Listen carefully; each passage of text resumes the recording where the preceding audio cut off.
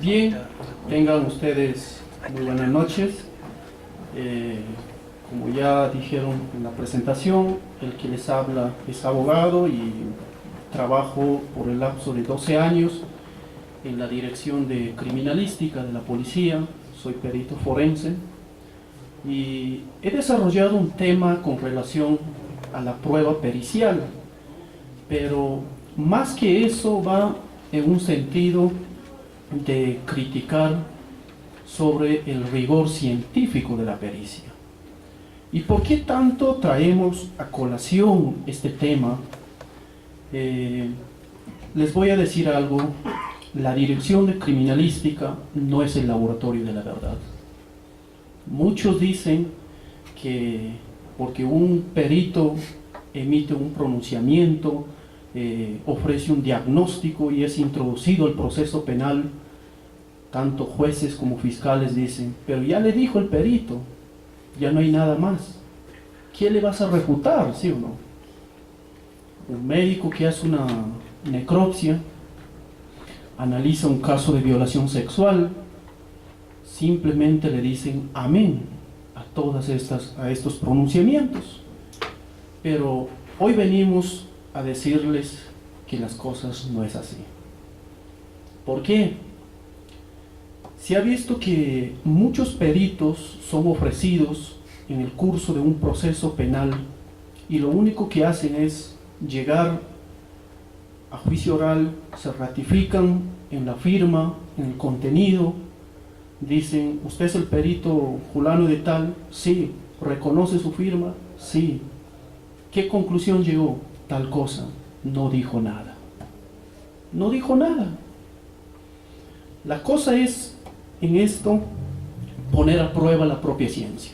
Y para esto existen ciertas reglas. El tema no está en discutir su ciencia. Porque si yo voy a ingresar a discutir la ciencia de un biólogo, de un químico, de un físico, de un médico forense, voy a perder, porque soy científico en la parte jurídica, ¿sí?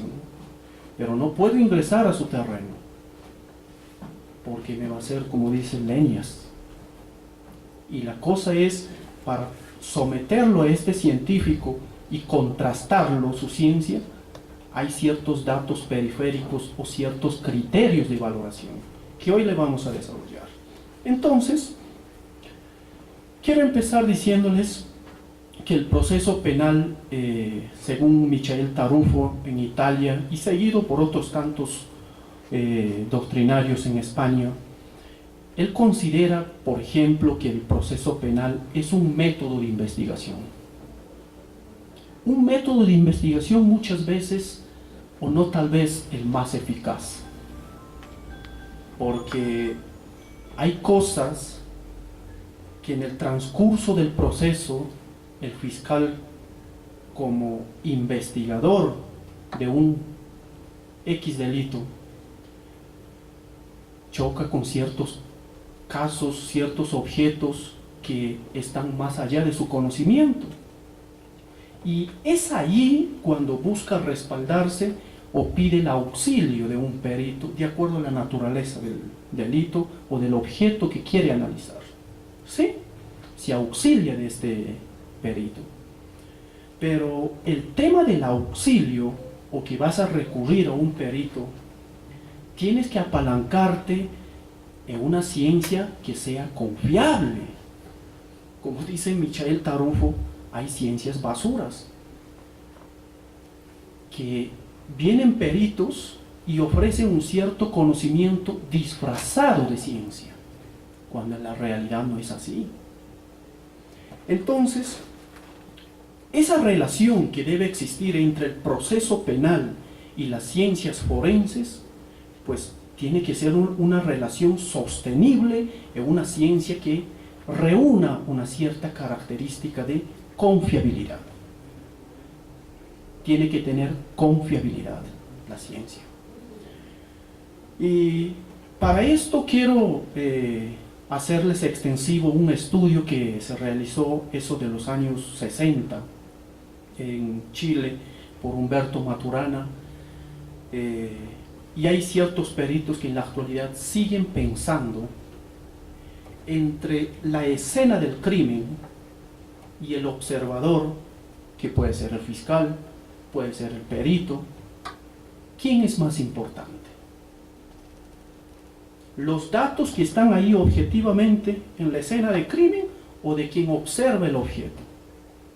Humberto Maturana hace un excelente estudio en una variedad de ranas y se dieron cuenta que esta variedad de ranas tenía los ojos estáticos, no miraba como los ojos del ser humano, solamente miraba a un solo lugar.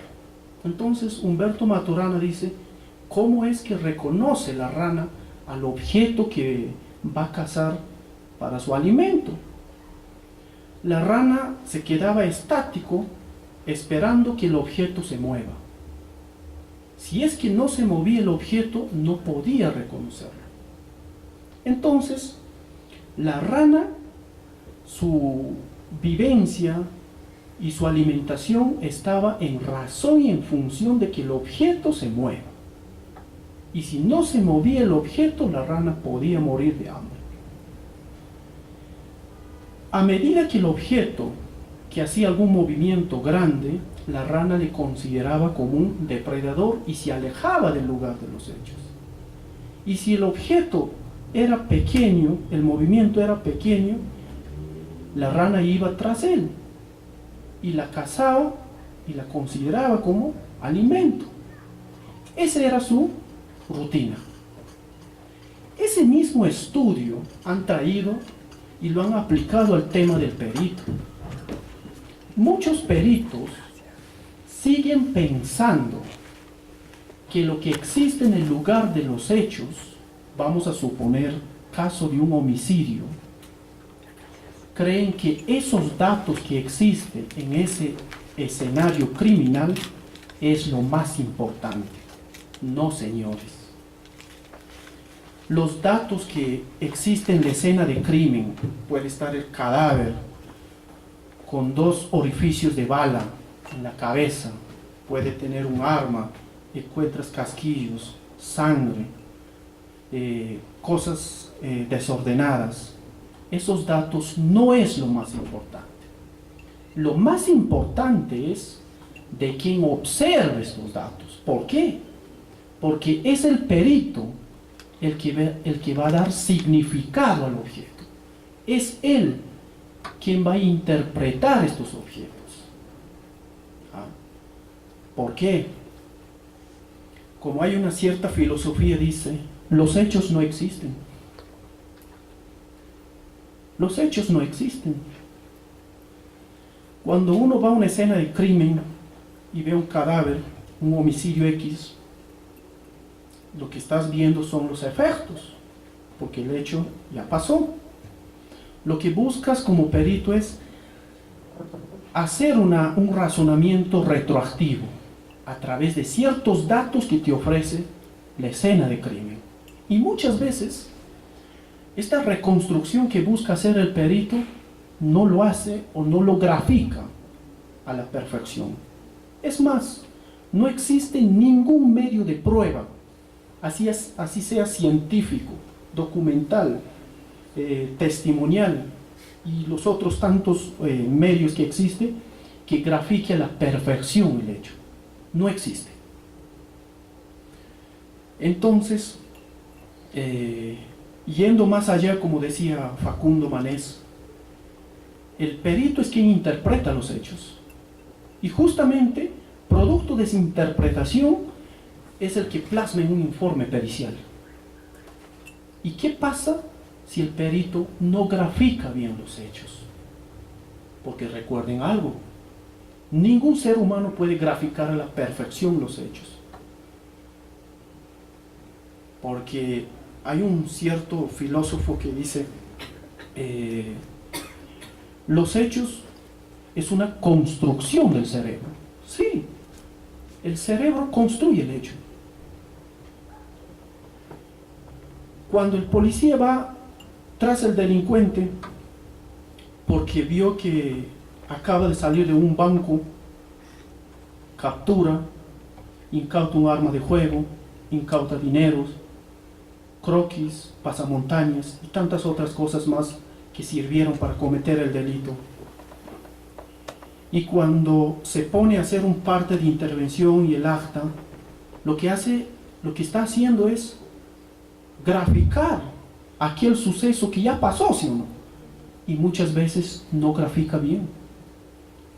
Y más aún, modifica totalmente los hechos cuando este policía siembra un arma, siembra drogas. ¿Qué es lo que está haciendo? Está colocando datos que no forman parte de esa realidad. Porque el juez parte de datos interpretados. ¿Y qué pasa cuando los datos no se ajustan a la realidad? El margen de error que entregas al juez es muy elevado. Lo mismo pasa con los peritos. El perito, cuando acude a una escena de crimen, encuentra indicios. Un casquillo es un indicio, un arma de juego es un indicio, la sangre es un indicio. Busca interpretar al indicio y muchas veces no es interpretado de la mejor manera.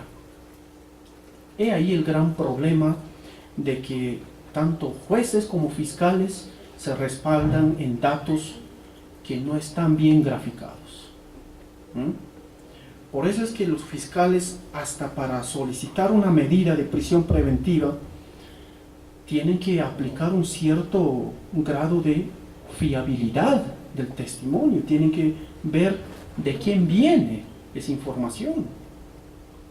No es así por así nomás interpretar, decir, pero el reconocimiento médico legal está diciendo que hubo desfloramiento. Sí, pues, pero por lo menos somételo a un poquito de contrastación de la información. ¿Sí? Entonces, el tema de los objetos, elementos que son hallados en las escenas de crímenes tienen que ser bien interpretados, tienen que aplicarse los métodos, instrumentos que reúnan una cierta confiabilidad para que el perito emita un buen diagnóstico. Entonces, yendo por este tema de que se necesita cierto conocimiento que tenga un alto grado de confiabilidad en cuanto a la ciencia, el perito debe reunir ciertas características. Y una de las primeras características que la doctrina colombiana exige a todo científico es el tema de la conceptualización. ¿Qué significa la conceptualización para el perito? Quiere decir de que el perito en primer momento entienda lo que su ciencia hace. Tal es así.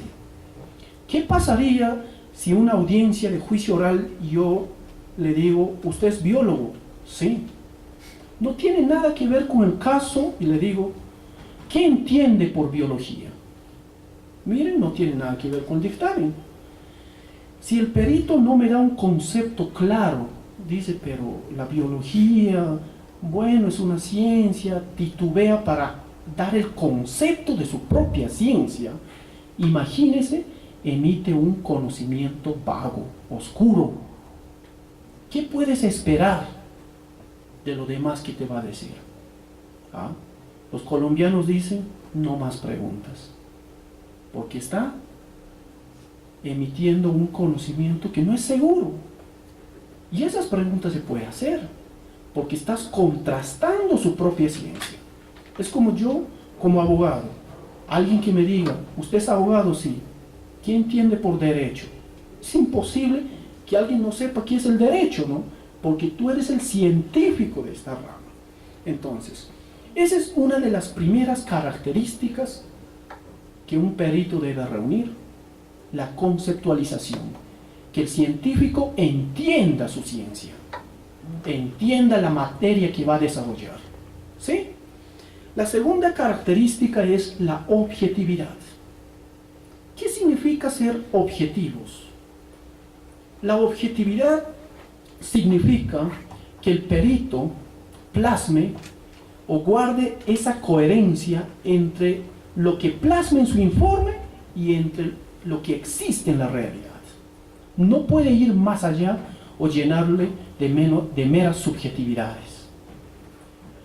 Si yo encuentro este objeto en la escena de crimen y voy a realizar la descripción, pues no puedo poner que es de color negro. Tengo que describir tal y conforme como se ve.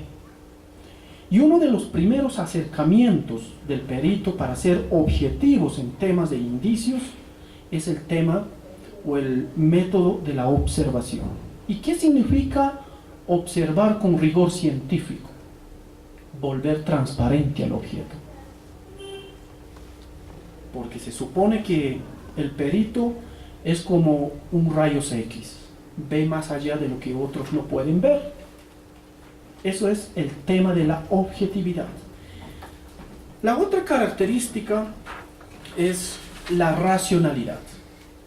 Yo pregunto, ¿es totalmente razonable la ciencia? ¿Tiene un alto grado de racionalidad? A raíz de los años 90, cuando se hizo un estudio del cerebro, esto ha ido cayendo. Siempre hemos escuchado que el perito debe emitir sus pronunciamientos desde la razón. No puede dejar mezclar las subjetividades o las emociones. Pero cuando Facundo Manés escribió un libro sobre el uso del cerebro, dijo que es imposible. El perito, por más científico que sea, no puede desligarse de las emociones, porque gracias a las emociones uno puede decidir. Dice que el cerebro no tiene tiempo para pensar, para razonar. ¿Sí? Cuando usted está parado en un crucero esperando que cambie el semáforo y ve un auto que viene a toda velocidad y sabe que lo va a matar, usted, el cerebro no tiene tiempo para razonar si corre o no corre. ¿Quién decide si va a correr? Gracias a las emociones. Ese estudio que han realizado lleva a la conclusión de que el perito también se emociona, y al emocionarse ingresa cosas subjetivas y emite datos falsos, y muchas veces van a parar en una pericia. Y prueba de esto, José Souto en Brasil decía: aquel científico que se atreva a razonar profundamente en su ciencia, así de profundo es su error también. Y eso es cierto. Cuanto más profundizas tu ciencia, igual el error se profundiza. ¿Y por qué? El error con la verdad son dos dimensiones que andan juntas y no pueden desligarse. El error es la sombra de la verdad, dice. Entonces, este autor en su libro Ciencia Feliz dice: ¿y cómo desligarse de la verdad, del error? Porque se supone que los dictámenes periciales dicen que no tiene que tener error, sino, pero sí, toda ciencia tiene un margen de error. Lo que él recomienda es: hay que aprender a convivir con el error y a controlarlo. Allá vamos a hablar del margen de error de las ciencias. Entonces, la ciencia no es del todo razonable. ¿Sí? No es del todo razonable. El otro tema es el tema de la falibilidad. La dimensión científica o el saber humano, la ciencia es la única dimensión científica que acepta sus errores. Que acepta porque tiene límites. Y algo importante, la ciencia llega hasta donde puede llegar. La ciencia llega hasta donde puede llegar. La ciencia no soluciona el problema del cáncer. La ciencia no soluciona el problema del SIDA. Tantas enfermedades no puede solucionar. Igual pasa en los dictámenes. No puede solucionar todo. Y por eso hay que tener mucho cuidado en los diagnósticos que nos ofrezcan los peritos. No hay que decir amén a todo. El otro tema es de la sistematicidad. El perito, cuando acude a una escena de crimen, pues el hecho, el sitio del delito tiene que analizarlo como un todo, como un conjunto, ¿ah? No mirar desde un solo enfoque, para que puedas obtener la mayor cantidad de datos para analizarlo. Recuerden algo, no todos los datos que se encuentran en una escena de crimen prosperan. No todos los datos prosperan. Hay ciertos datos que en el transcurso se van desvaneciendo y no tienen esa entidad para llegar a convertirse en evidencia. Porque si hablamos desde el punto de vista de la criminalística, la lógica es indicio, evidencia y prueba. ¿Sí? Siempre dije, el perito es un valorador de indicios, es alguien que convierte el indicio en evidencia. Es el que da el valor de evidencia luego de haber aplicado una cierta metodología científica al indicio, al dato que está analizando. Entonces, esas son las ciertas características que este perito debe reunir. El otro tema es que tanto jueces como fiscales deben de ser cuidadosos en el que no toda pericia tiene la calidad de científica. Hay pericias científicas y hay pericias no científicas. Y dentro de esta clasificación existe pericias objetivas y pericias ilustrativas. Entonces, para valorar las pruebas periciales hay que ver de qué pericia nos encontramos. No es igual valorar un dictamen pericial de ADN ante un dictamen pericial de un psicólogo. El dictamen pericial de un biólogo que realiza que los espermatozoides que se ha encontrado en la truza de la menor corresponden al imputado, tiene un dato objetivo, ¿sí? Que tiene una respuesta de un sí o un no. Entonces, esos datos son más sólidos y van a tener mayor entidad para apalancar una sentencia.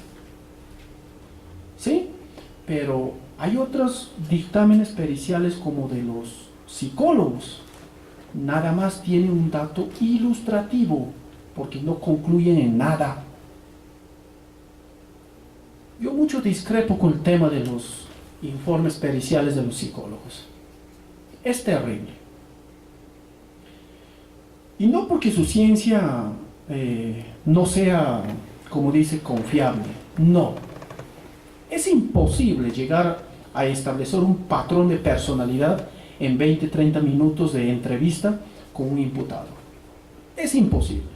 Porque ni el mismo psicólogo se conoce su propia personalidad. Y menos lo va a conocer de un tercero que viene. ¿Sí? Hay que ser muy cuidadosos en estos temas de los psicólogos. ¿Por qué? Porque son datos ilustrativos. No reúnen esa entidad como para sostener una sentencia. El otro tema, por ejemplo, en el tema del ADN es más sostenible. Es más sostenible, tiene un estándar mayor de cientificidad. El otro tema que discrepo mucho es en el tema de peritajes que realizan en las prendas de los cadáveres, especialmente cuando mueren por arma de fuego. Señores, ese examen de prendas que realizan en los cadáveres es un examen innecesario, y yo les voy a decir por qué. Si usted tiene el mismo cadáver que en el lugar de los hechos va un médico legista y va un perito también, interpretan al cuerpo porque es un objeto de interpretación en ese momento, y ahí en el lugar de los hechos el médico en un acta dice que tiene un orificio de bala en el pecho, ¿sí? O en el tórax, con una entrada con una trayectoria de delante hacia atrás, de arriba hacia abajo, ¿no? Y con un orificio de salida en la parte posterior. y llevan al cadáver a la morgue, realizan la necropsia y confirman que efectivamente tiene un orificio de entrada en el tórax con una salida en la parte posterior. Y sacan la ropa y también mandan a peritaje. ¿Y para qué? Porque la ropa se pone en la misma anatomía que se ha puesto la persona y se dice sí, tiene un orificio que corresponde al ocasionado por un proyectil de arma de fuego con uno de salida.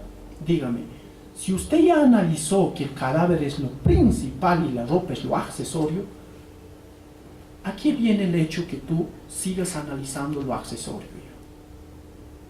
¿Ah?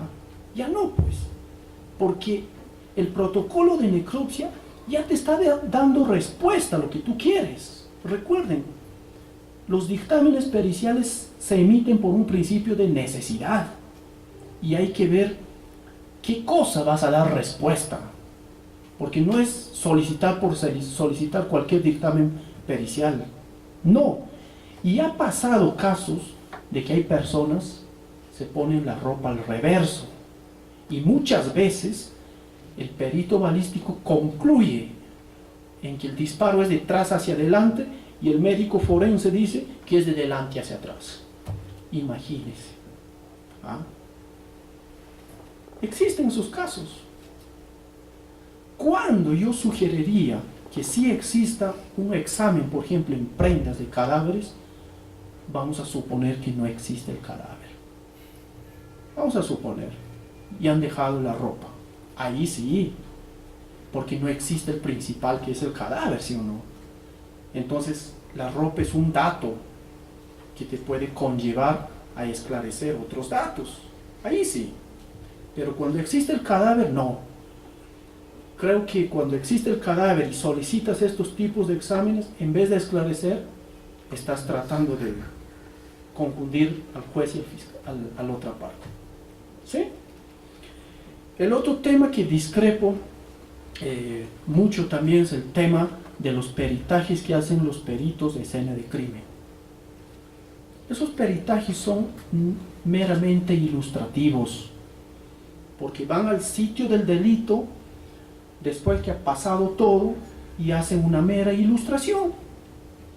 Bueno, se observa que la puerta del domicilio en la parte principal tiene un forcajeo con un elemento contundente, la chapa se encuentra rota, hacen una mera descripción. ¿Qué cosa descubren? Nada. Simplemente ilustran. ¿Sí? Ilustran. El otro tema. El biólogo va a la escena de crimen, recoge sangre. En su dictamen emite que la sangre corresponde a O positivo. ¿Dijo algo? No dijo nada. O positivo tiene todo el mundo, casi. Ese dato, algo importante, todas las pruebas periciales son pruebas indiciarias. Todas. No existe ninguna prueba científica que sea directa. ¿Y por qué? Recuerden, el delito tiene un antes, un durante y un después. Siempre el perito va a accionar después de. ¿O acaso el perito va a estar parado en la esquina esperando que se cometa el delito? No, pues. Por esa razón, el testimonio de un testigo presencial puede tener mayor peso de información que incluso el propio ADN. ¿Por qué? Porque es presencial y él vio cómo Jorge apuñaló a Juan. ¿Estamos? Sí. ¿En qué nos puede servir un dictamen pericial? Para fortalecer el dato que te está dando el testigo presencial. No se exige, pues, en los crímenes o en los delitos clandestinos, cuando hay un tocamiento indebido, o vamos a poner un caso de violación sexual consumado, y solamente tienes un solo testigo que es la propia víctima. ¿Ya? Vamos a suponer que su versión ha sido coherente, veraz, ¿no? Durante todo el proceso. ¿Bastará para sentenciar? La Corte Suprema ha dicho que tiene que estar rodeado de otros datos periféricos. Si existen datos periféricos, ahí ingresa la ciencia. Ahí ingresa la ciencia. Por ejemplo, como por ejemplo el reconocimiento médico legal. Es un dato periférico que sostiene esta información. Otro dato periférico puede ser el pronunciamiento de un psicólogo. Entonces, cosas así. Muy importante a tener en cuenta es que los dictámenes periciales son pruebas indiciarias, que van a probar un hecho, no el principal, no el hecho que quieres probar, sino un dato periférico, de lo cual, de esa base fáctica, el juez hace una inferencia, para llegar ¿a dónde? A lo desconocido. Es como cuando usted ve muy lejos una casa donde sale bastante humo, ¿sí? ¿Qué es lo que se le viene a la mente? Incendio, ¿sí o no? El humo es el dato conocido, porque usted sabe que es humo, y el dato desconocido es el fuego. ¿Necesitas ver al fuego? No. Tú sabes que donde hay humo, hay fuego. Igual pasa con los dictámenes. Igual. Donde hubo ceniza, es porque hubo fuego, ¿sí?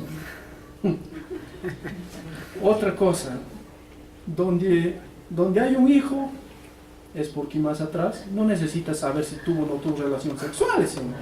Porque el hijo no viene del aire. Entonces, el embarazo es el dato conocido, ¿sí o no? Pero muchas veces, para que ese embarazo llegues, tienes que probar, ¿sí o no? Ahí es donde ingresa la ciencia y te dice, sí, está embarazada de 2 meses. El dato se convirtió en un dato cierto, probado, ¿sí o no? Y vamos a suponer que es producto de una violación. ¿Necesitas saber si lo violó o no lo violó? No, pues no. Porque por inferencia lógica te lleva al dato desconocido. ¿Ya? Entonces, esa función tiene el tema de la prueba pericial. Ahora, ¿cuáles son los criterios de valoración de la prueba? No es que para valorar la prueba pericial, la prueba científica, viene el perito, se le pregunta su nombre, se le dice qué método ha utilizado, método comparativo. Reconoce las conclusiones que están plasmadas en su informe. ¿Se ratifica? Sí, eso es todo, señor perito, váyase. No dijo nada. Vamos a dar algunas pautas de cómo interrogar a este perito. Nunca se ingresa al tema de su ciencia. El primer dato o el primer criterio que el juez debe valorar es el tema de la fiabilidad. Y dentro de la fiabilidad existe la fiabilidad del testimonio, la fiabilidad del instrumento y la fiabilidad del método. ¿Cómo así? El juez se debe preguntar, miren, él mismo, ¿cuál es la seguridad y la confianza que le transmite ese conocimiento científico? Como quien decía, el juez debe decir, ¿por qué debo creerte? Porque no te voy a creer porque tú me dices que eres perito. No. Esa respuesta debe contestar el mismo perito. Él tiene que contestar por qué debe creerle el juez. ¿Sí? ¿Por qué? Ese es en el tema de la fiabilidad del testimonio. En el tema de la fiabilidad del instrumento, al perito se le pregunta, señor perito, ¿qué instrumento usted utilizó para obtener este diagnóstico? Él te dirá, utilicé un microscopio de resolución 6000. Entonces, la otra pregunta que se enfoca es, ¿y qué me acredita que el instrumento que usted utilizó está cumpliendo la función que dice cumplir? Porque los instrumentos tienen que cumplir la finalidad para el que fue diseñada. ¿Sí? Si yo tengo un celular, pues tiene que cumplir la finalidad de yo poder hacer las llamadas. Y ese instrumento tiene que estar certificado. Tiene que haber una empresa muy aparte que dé fe que el instrumento está cumpliendo la función. Porque en el tema, por ejemplo, de los policías que hacen soplar ese alcoholímetro, ¿no? ¿Quién lo ha preguntado al policía si ese alcoholímetro es fiable? Está más contaminado. Creo que para todos arroja positivo. ¿Ah? ¿Hay alguna empresa que diga el instrumento que utiliza el policía es fiable, está cumpliendo con su finalidad? Nadie.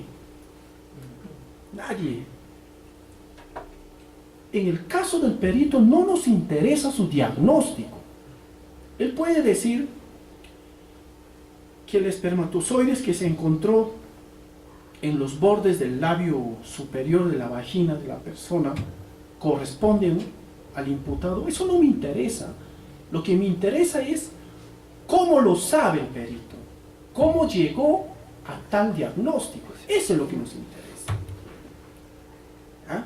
Entonces, en el tema de la fiabilidad del instrumento, hay que preguntar al perito cómo acredita el perito que ese instrumento que él está utilizando está cumpliendo su finalidad. Otro tema. Al perito se le dice, ¿y si existiera un instrumento más sofisticado que el que usted ha utilizado, usted cree que el diagnóstico sea otro? ¿Qué pasaría si el perito le dice sí? Sí. Lo que está haciendo es desvaneciendo su propio diagnóstico, pero jamás te va a decir. ¿Sí? El otro tema es la fiabilidad del método. En el método sabemos que cada ciencia tiene su propio método, pero también hay métodos generales. Hay que preguntar al perito si el método está cumpliendo la finalidad. Y el perito tiene que descartar si no existe otro método que dé mejor respuesta al utilizar.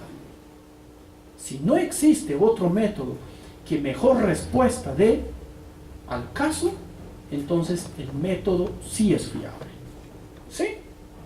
El otro tema es que el método, el perito tiene que decir el margen de error. Hace poco hice una apelación de un caso de un perito grafotécnico y en la audiencia de juicio oral interrogan al perito y le dicen, el perito dice que su ciencia es confiable y que su peritaje no tiene errores. Señor, es imposible, pues. La grafotecnia, para Michael Tarufo, es una pseudociencia, dice. Y también la propia psicología. No son ciencias, son ciencias que están bien alejados de la verdad. Entonces, imagínense esa sentencia en qué perito se está respaldando, se está apalancando. Y es un tema de falsificación de documentos. Como les dije, aquí no me interesa el tema de que el perito diga que la firma que se encuentra en tal documento proviene del puño gráfico de Julano de tal. No. Lo que quiero saber es cómo lo sabe. ¿Cuál es la metodología que él empleó? ¿Ah? Eso. Y es imposible que él diga, pues, que su ciencia no tiene errores en el método. Ahí te das cuenta que poco o nada conoce de su propia ciencia. Ese es en el tema de la fiabilidad. El segundo momento que debe valorar el juez es el tema de la validez. Luego de haber pasado por el tema de la fiabilidad, viene el segundo momento, decirle qué tanta validez tiene el informe pericial. En el tema de la validez no se hace referencia al procedimiento, sino al tema de la interpretación que hace el perito. El resultado puede estar allí, que te arroja el instrumento, el microscopio, pero vamos al tema, cómo el perito interpreta esos datos. Ese es otro problema. ¿Ah? Y parte de esa interpretación va a parar en un dictamen pericial. muy aparte de la fiabilidad y la validez del conocimiento, hay otros criterios que el juez debe valorar. El otro criterio es quién realizó el peritaje. Allí se evalúa la persona. Hay que ver quién es esta persona. No necesariamente un perito tiene que encontrarse en posesión de un título, no necesariamente. Si es un biólogo, un químico, sí se exige. Pero si es un grafotécnico, un balístico, uno de escena de crimen, no se exige que tenga un título, ¿sí? Porque son ramas que se van aprendiendo en el transcurso del tiempo y que se van mejorando a través de ciertos cursos, ¿ya?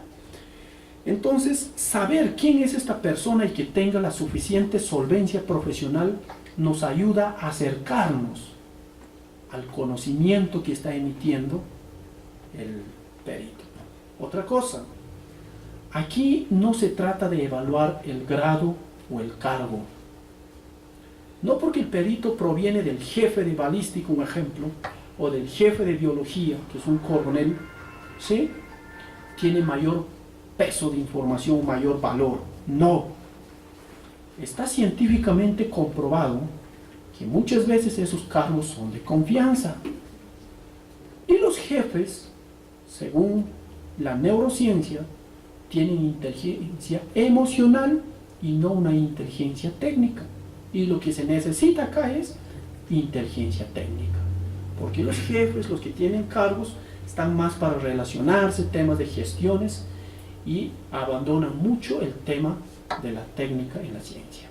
Entonces, es mucho más creíble de que realice el dictamen pericial alguien que está abajo, el técnico, ¿no?, que el jefe.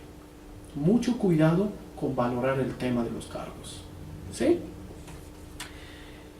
El otro criterio es, hay que ver criterios relacionados con el dictamen pericial. ¿En qué consiste esto? Hay que ver la contrastación, que el dictamen pericial sea coherente, lógico.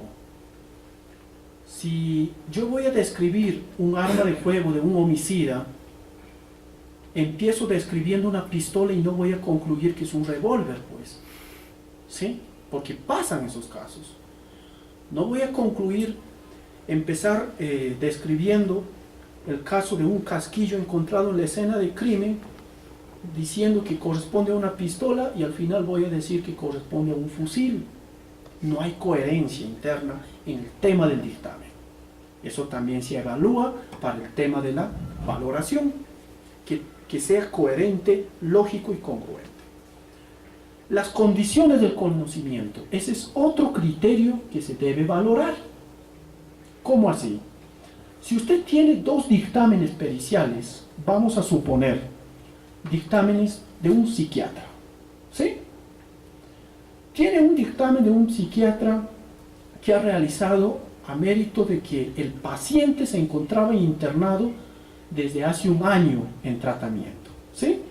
Y tiene otro dictamen pericial de otro psiquiatra que ha realizado un dictamen a mérito de una sola audiencia, de una sola consulta que ha tenido con su paciente. ¿Cuál es más creíble? El que ha tratado un año. Esos son el criterio de condiciones del conocimiento. Hay que dar mayor credibilidad al que mayor tiempo de estudio realizó a la persona. Otro tema. En el tema de balística forense han visto que existen dictámenes periciales de balísticos forenses, pero también existen informes de armeros, ¿sí o no? Y muchas veces los dos se pronuncian. El uno dice que el arma es apta para realizar disparos y el otro dice que no es apta para realizar disparos. Por un tema de condición del conocimiento, hay que dar mayor valor al perito balístico y no al armero. Por un tema de condición del conocimiento. ¿Sí? A eso se refiere. Criterios relacionados con la contradicción. Esto es muy importante. ¿Por qué necesito que el perito llegue a juicio? Porque Cuando se somete a contradicción es cuando fluye la información. ¿Ya? Someter a contradicción es llevar a juicio al perito y someterlo a ver qué tan resistente es su ciencia y que pueda ser resistente al interrogatorio que debe someterse de ambas partes. Porque aquel perito que no se ratifica, yo creo que no debe ser tomado en cuenta esas opiniones. ¿Sí? El tema de la contradicción es como la edificación que realiza un ingeniero civil.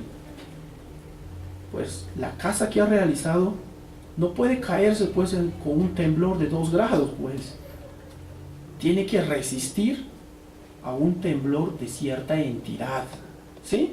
De cierta entidad.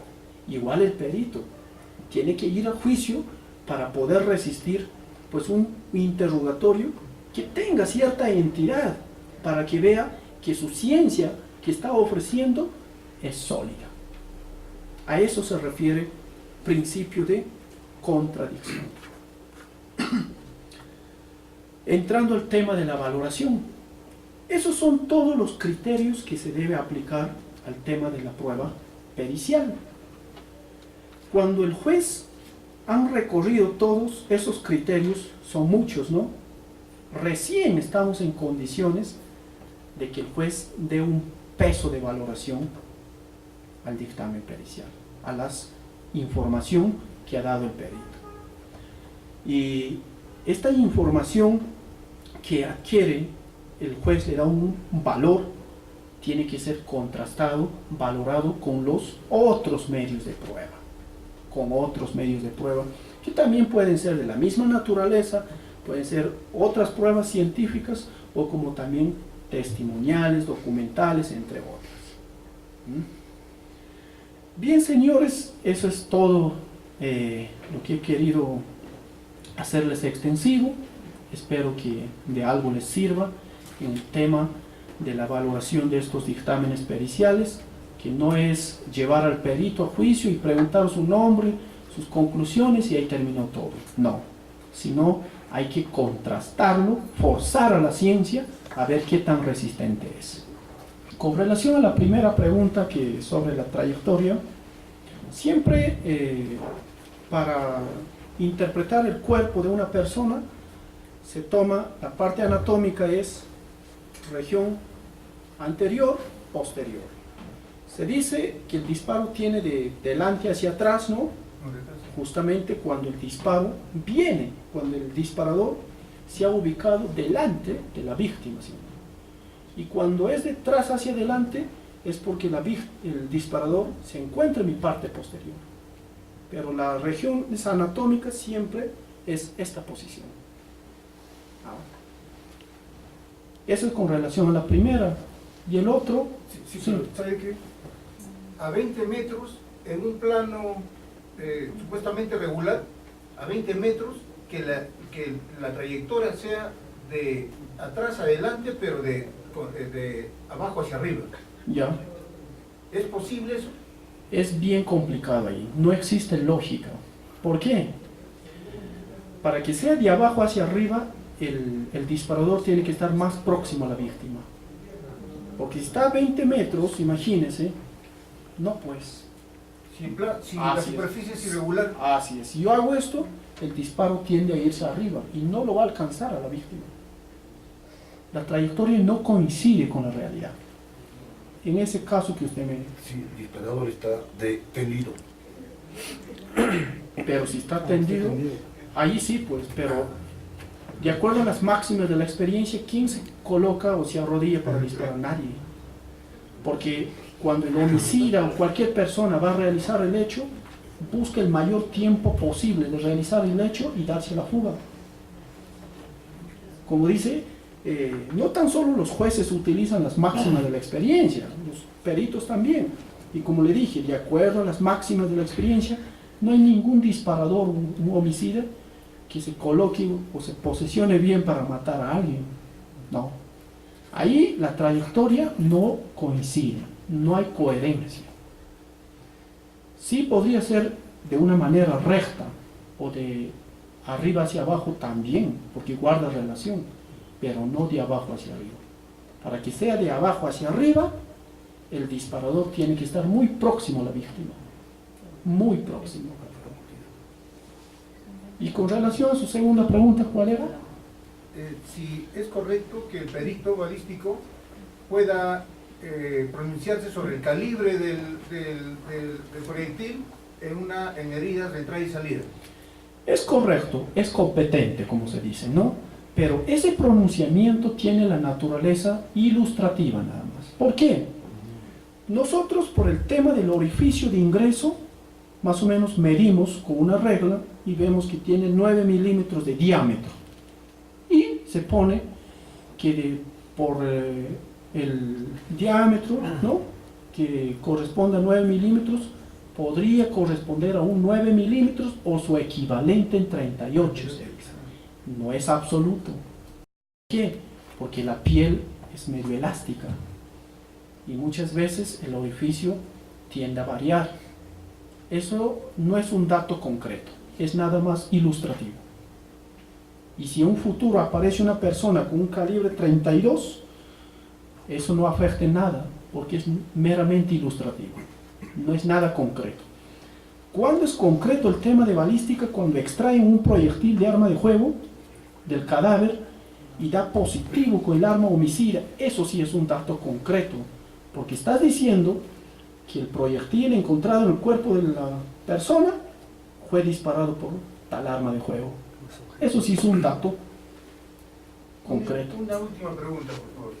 ¿Puede ser posible que en el primer caso que le dije, el proyectil haya ingresado por rebote? Sí, es posible. Pero ahí mucho tiene que ver la forma de la herida, porque las heridas que son ocasionadas por proyectiles que ya provienen de rebotes, ya no son circulares. ¿Por qué? Porque el proyectil en el piso se deforma y la entrada muchas veces deja un tajo y es irregular el ingreso. Y ojo acá, si la herida no fue analizada como debe ser, de acuerdo a los estándares científicos en el momento, en el sitio del delito, y ya lo enterraron, ya lo hicieron la necropsia, jamás vas a volver a interpretar de la misma forma, porque ya varió la información. Si ese dato ya fue plasmado, jamás. ¿Por qué? Porque son indicios que se valoran una sola vez. Es como si yo les llamaría, son como las pruebas preconstituidas. Si lo hiciste mal a la primera, ya fuiste. Igual el tema de la necropsia. Una sola vez. Esas exhumaciones que existen es por las puras. No encuentras nada, es por las puras. ¿Por qué? ¿Qué datos vas a encontrar si los datos ya se fueron? Por eso en la criminalística se maneja como un pensamiento muy importante, ¿no? Tiempo que pasa, verdad que huye. Eso es muy cierto. El cadáver se somete a una interpretación del perito. ¿Alguna pregunta más? ¿Sí? Doctor, muy buenas noches. Para felicitarlo por la disertación. La pregunta iba referida a un último pronunciamiento de la Corte Suprema en el caso Juan Lao, respecto a que para determinarse si una persona disparó o no un arma de fuego, tiene que concurrir 3 elementos, ¿no? El plomo, el antimonio y el bario. En el caso de ese ciudadano solo me parece que se encontró plomo. Entonces la Corte Suprema anuló esta sentencia, indicando pues de que la literatura criminalística precisaba de esos 3 elementos para determinar si alguna persona había disparado o no un arma de fuego. Entonces, ¿qué alcance nos puede dar respecto a ese tema, doctor? Eso es cierto. Para que exista a ciencia cierta si el imputado disparó o no disparó, necesariamente tiene que haber los 3. Porque el plomo lo puedes encontrar en muchos objetos. y las manos se contaminan por cuestiones de tocar plásticos, fierros, metales, y hay que ver mucho la actividad de la persona. ¿A qué se dedica? No vas a comparar pues un mecánico con alguien que es un campesino. Un juez. Claro, o un juez. ¿Ah?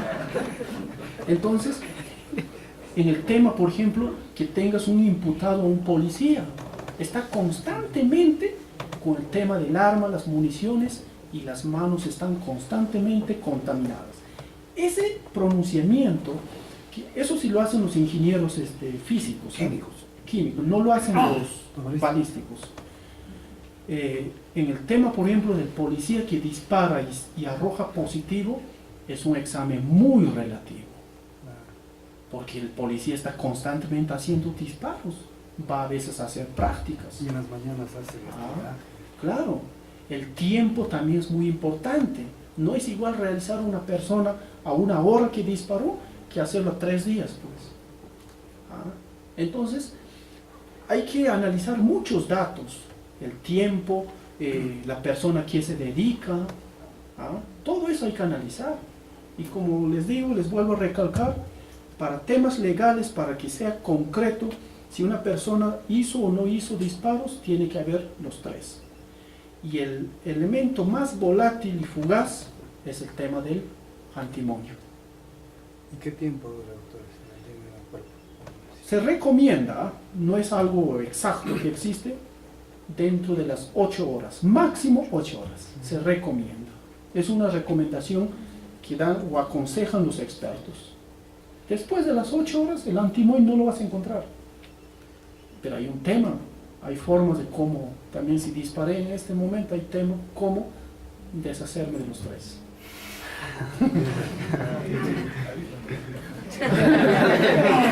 ¿Cuál es el secreto? ¿Cuál es el secreto? Claro, hay formas, pues. Doctor, una última pregunta referente justo al caso de absorción atómica. Había un caso donde los peritos de criminalística habían extraído al occiso la prueba de la absorción atómica y donde su resultado sale positivo Ya.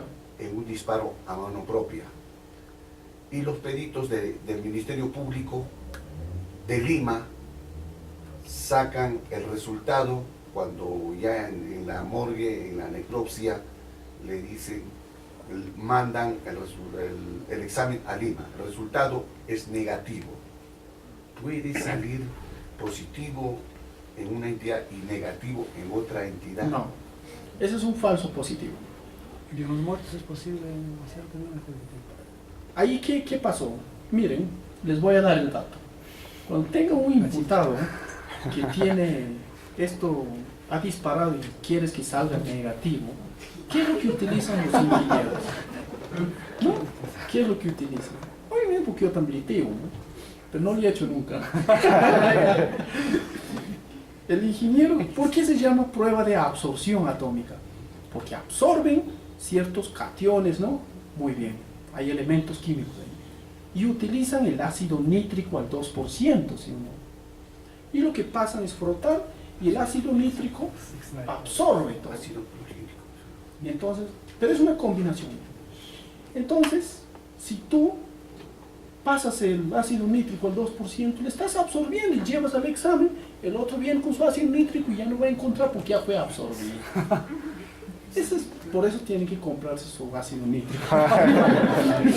Obviamente. Pues. Hay algunos que les dicen que lo orine, la gasolina, no. Pero obviamente si tú logras absorber antes que el ingeniero ya lo ganaste. Pues. Ahora, en el tema de que la morgue sale negativo, y si el perito de la morgue ya hizo la absorción atómica porque ya absorbió todo, ¿sí o no? Es imposible que en el otro laboratorio salga positivo, pues. O sea... Sale negativo. Así es. Tiene que salir negativo. Doctor, pero eso no está en el manual de criminalística. No. Por eso que los jueces y fiscales para acusar se van a criminalística y no encuentran ese resultado que acaba de decir usted. No existe. Por lo tanto, no existe. No. Entonces, ¿cómo sentencian? ¿A quién le dan la credibilidad? a criminalística de la policía o a criminalística del Ministerio Público. Pero ahí en el tema del falso positivo se puede agarrar por el tema de la fiabilidad del instrumento. ¿Cuál es el instrumento que utilizó el ingeniero en laboratorio de criminalística y el otro en Ministerio Público? Porque dos ciencias que hacen la misma cosa y utilizan la misma metodología y los mismos instrumentos, se supone que el diagnóstico debe ser el mismo. Pero en este tema, mucho cuidado ahorita, hay ciertos elementos, ciertos objetos, vamos a suponer que el de las manos, tomémoslos como un objeto, que solo resisten a un solo examen. Se agotan para el segundo, ya no dan. ¿Ves?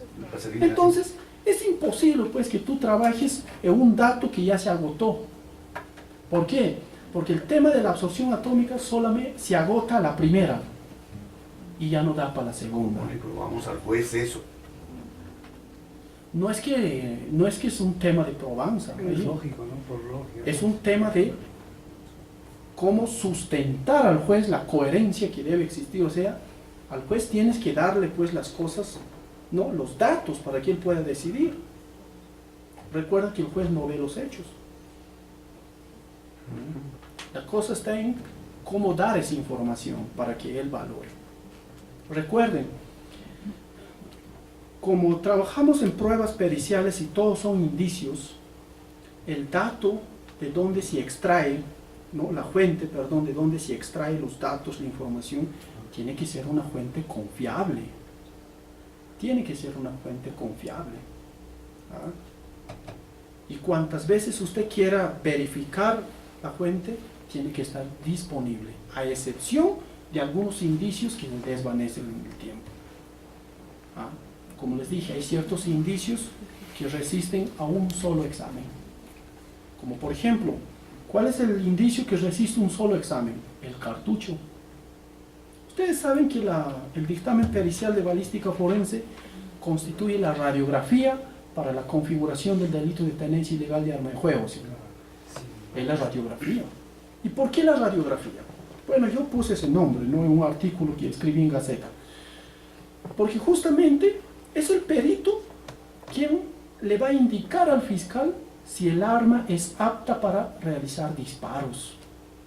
¿Y qué pasaría si el reactivo que utiliza el perito está vencido, está pasado? ¿Ah? Ahora, han existido casos, ¿ah? He visto, pero no les voy a decir quién lo hizo, que a veces vienen armas inoperativas y en el laboratorio lo vuelven operativo. Por ejemplo, lo falta un percutor o un resorte, vamos a colocar el resorte de otra arma y se volvió operativa. También miran quién es, de dónde viene, ¿no? Si es un delincuente, como dice, ranqueado, que se va con todo. Se va con todo. Entonces, mucho cuidado, se dan cuenta cómo hay que tener bastante cuidado en el tema del pronunciamiento de los peritos. Y esa es la razón que el perito tiene que ir a juicio. Y cuando tú le contrastas al perito, puedes hacerle, como dice, temblar. Es como decir Karl Popper, ¿no? Karl Popper pone un ejemplo excelente. El tema de la pedagogía, por ejemplo. Él dice, acá en nuestro país estamos acostumbrados que si usted tiene 40 alumnos en un aula, y han escuchado, bueno, nos interesa que aprueben el 50% más uno, ¿sí o no? Y así es en las universidades. Si aprueba el 50% más uno, el profesor es bueno, dice. Es entendible y la pedagogía y la metodología que está utilizando, entonces sí está cumpliendo su función. Falso. Karl Popper decía, si tú tienes 40 alumnos, de los cuales 30 son aplicados y 10 son haraganes, que no quieren estudiar, ¿sabe qué es lo que pasa? La ciencia de la pedagogía debe preocuparse por esos 10 y no por los 30. Porque esos 30 haraganes, lo que están haciendo, ¿sabes qué están haciendo? Forzando a la ciencia y le dicen, a ver, pedagogía, ¿qué tan eficiente eres? Y enséñame, pues sácame de esta haraganería, ¿no? Si la pedagogía logra sacar a los 10 haraganes y enseñar la lección, la pedagogía cumplió su función. Si no logra, no es ciencia confiable. Igual pasa con el perito. Al perito se le pregunta en un sentido inverso. Muchos se le pregunta, les dice, ¿qué tan confiable es su ciencia? Se le dice. Él te va a decir, sí, 90%. Se le pregunta en un sentido inverso, como dice Karl Popper, ¿no? Si quieres buscar la verdad, primero busca la mentira. Cuando ves cuánto de mentira tienes, lo resto es verdad. Ciencia a la inversa.